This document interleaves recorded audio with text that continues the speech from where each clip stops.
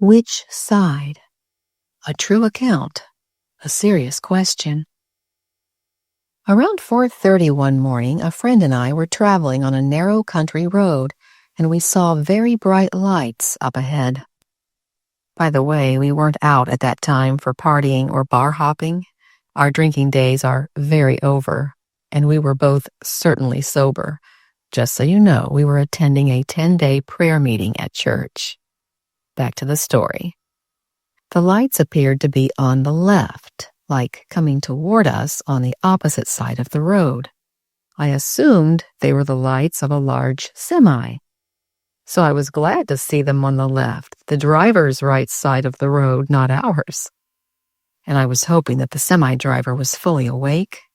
However, when we got closer, we realized it was an optical illusion. They weren't truck lights, and they weren't moving. They were street lights set up near a construction site, and the lights were actually on the right.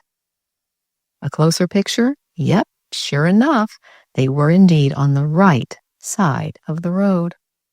Even after knowing the true location of the lights, our eyes deceived us each time we traveled that road that week. At a distance, the lights on the right still appeared left, even though we knew differently. Similarly, yet conversely, could we sometimes be deceived by something or someone appearing to be bright, full of light, and on the right? This is not to debate political left versus right. No names mentioned, of course. We're talking wrong versus right. We need not name names nor point fingers to make a point, for it's Satan who is using others to speak his pile of lies.